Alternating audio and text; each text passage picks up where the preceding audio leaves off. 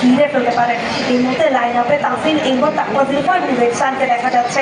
একটা ট্র্যাকে বসানো হয়েছে কস্টিককে, সামনের দিক থেকে বেশ ভালো ড্যামেজ হওয়ার চেষ্টা ছিল এনডিটিকে উদ্দেশ্য করে। এনডিটি থেকে ফ্লেক্সি এবং মেজেস্টি অ্যাডি রয়েছেন একসাথে। ফ্লেক্সি খুব দুর্দান্ত কিছু লং রেঞ্জ শট আমরা দেখেছিলাম এগেইনস্ট ফ্যাং, এবং তারা এখনও বিমাশক্তি স্ট্রিপের আপার গ্রাউন্ড একটা ওপেন গ্রাউন্ডে রয়েছেন, যেটা অবশ্যই তাদের সাহসিকতার পরিচয়। কারণ ওপেন গ্রাউন্ডগুলো থেকে যে কোনো পাশ থেকে কিন্তু অ্যাটাক আসতে পারে, এখানে তাদের কাছে কোনো সলিড কভার নেই। ম্যাগনেট প্রচেস করে আসছে রিফ্লেক্টে, তাসিন একদম অফে থাকবে, একদম রকার আসছে ম্যাগনেটের দিকে, আবারও কি ফোর্স থেকে তাকে জমিয়ে দেবে। দুটো প্লেয়ার রয়েছে, ভেতর থেকে কিন্তু বেশ প্রসেস এই জায়গায় অ্যাপ্লাই করা হচ্ছে। ফাইনালি ম্যাগনেটকে ডাউন করে ফেলা হবে একসাথে।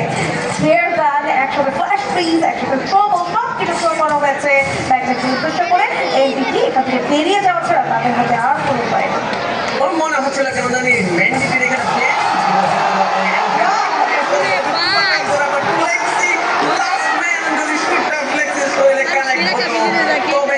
যাত্রা মতো এইখানে সমাপ্ত হতো। স্টিল দে হ্যাভ চান্স, শুধুমাত্র দুটা কি অভিনীতে সক্ষম আই গেস না। ফুল এনডিটি টিম ওইদিকে হয়তো না একটা টিমের সামনে পড়েছিল নুসরাত, এবং এনডিটিটা ফার্স্ট টিম একটু এলিমিনেট হয়েছে। এইবার সেটা কি আরএসকে ছিল নয়তো বা অন্য একটা টিম হওয়ার চান্স আমি দেখছি না। আই থিঙ্ক আরএসকে ছিল বোধহয়, যারা হচ্ছে কি লাস্ট ম্যান ফ্লেক্স থেকে লুপে নিয়েছে। খুবই আনফর্চুনেট এনডিটি সিদ্ধান্তটা একটু মোটা করে নিয়ে করেছেন, যার দরুন ওই জায়গাকে রিফ্লেক্ট করতে আরও করে দিতে পেরেছে। আর সবসময় দুর্দান্ত কিছু শট কানেক্ট করেছেন আমাদের টপ ওয়ান ফেসে গিয়েছেন আরসিকের সাথে। কিছু ড্যামেজ আসছে অনেক এটা দিয়ে চার্জ করছেন এই জায়গাটিতে, মেজকে ভুলে ফেলবেন। ক্রান্ত আলিফ থাকবেন, এই তো করেছেন আলিফ লং রেঞ্জে বেশ কিছু শটস কানেক্ট করে নিজের টিমের জন্য কিছু সময় বাই করার চেষ্টা করবেন তিনি। অলরেডি কিন্তু প্রান্তরে সরিয়ে দেওয়া হয়েছে, ব্যাক অফ করতে বলা হয়েছে, র্যাপিড উইডেন্স থ্রো করবেন ওই জায়গাটিতে, খুব একটা কানেক্ট হবে না, সব কানেক্ট হবে 150 হচ্ছে ফাইনালি ও ডাউন করে আলিফকে। বাট আলিফের যে কাজটা ছিল এখান থেকে প্রান্তকে বের করে দেওয়া ওই জায়গাতে সময় বাই করার, সেটা কিন্তু তিনি খুব ভালো করে করেছেন। এইদিকে নোসিয়াস ব্লিজের সাথে আজকে ফ্লাইট হচ্ছে, রাফি একা স্টিল সার্ভাইভিং। মনে হয় না বেশি সার্ভাইভ করতে পারবে, কারণ তাকে স্পষ্ট লকডাউন হওয়া লাগলো রাফি সোফার এবং লোকও বেঁচে রয়েছে নোসিয়াস ব্লিজ থেকে। আর তারা যে ব্লিজে রয়েছে সেটা তেমন বেশি ভালো না। লোকনকে দুই পাশ থেকেই ফায়ার পাওয়ারটা নেওয়া লাগবে। এখন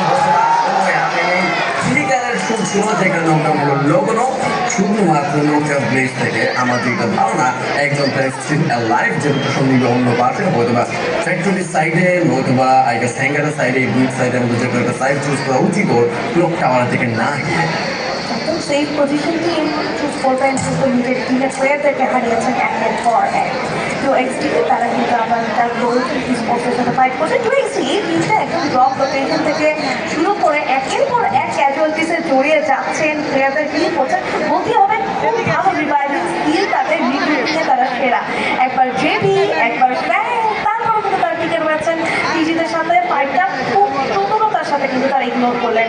বাট তাদের ডেস্টিনেশন থেকে মনে হচ্ছে ফ্যাক্টরি থেকে তারা যাবেন, এবং ফ্যাক্টরিতে জব ব্রেকার্স পুরো লাইন আপনি একদম গুছিয়ে বসে রয়েছেন, মিডল অফ দ্য জোন তারা ধরেছেন। তারা কিন্তু এই মুহূর্তে প্লেসমেন্ট ওরিয়েন্টেড একটা গেম প্লে প্রোভাইড করার চেষ্টা করছেন।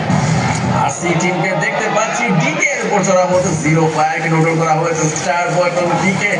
রাকিবকে দেখতে পাচ্ছি ফ্লাশ রয়েছে ওইখানে, এন্ড আরসিরা চড়াও হচ্ছে এক একের সবকটা প্লেয়ারের উপরে। ড্যামেজ প্রোভাইড করা হয়েছে হুপের সাইড থেকে, হুপ কিন্তু হলে তিনটা কিল নিজের নামে লুপে নিয়েছে এর আগের ফাইটগুলো থেকে। বাট এখন ফ্লাশ এখন সেভিয়ার ডিকে টিমের আরমান রয়েছে, ফ্লাশ রয়েছে, হিল এত বেশি নেই, ফ্লাশ কিলোটন হওয়া লেগেছে। আরমান অন্য সাইডে টিমকে বাঁচানোর জন্য লাস্ট গ্রুপ ছিল আমাদের হাতে, হয়তো কাজে লাগাতে সক্ষম হয়, তবে টিকেরা আবার ব্যাক করবে মাঠে। নয়তো বা আরমান যদি এখানে নোটন হয়ে যায় অন্য টিমদের সামনে পড়ে, তাহলে খেলা কিন্তু টিকে এইখানে সমাপ্ত হবে। স্পট করেছে একদম আপার গ্রাউন্ডে, বাট আমার মনে হচ্ছে ফ্যাং এই মুহূর্তে কোনো প্রকার ফাইটে জড়াতে চায় না। তারা একদম এই হাইয়েস্ট একটা জায়গা ধরে চারপাশ থেকে প্লেয়ারগুলোকে গেট কিক করবে, এবং ড্রাগনেভার মতো কিন্তু লং রেঞ্জ ওয়েপেন আছে যার ড্যামেজ এবং অ্যাকুরেসিও কিন্তু খুবই ভালো, ড্যামেজগুলো খুব ভালো প্রোভাইড করবে। যদি অপোনেন্টের কাছে ভালো গ্রেস হেলমেট না থাকে তাহলে কিন্তু হাফ অফ এইচপি ড্রপ করবে ড্রাগনেভার একটা শটে।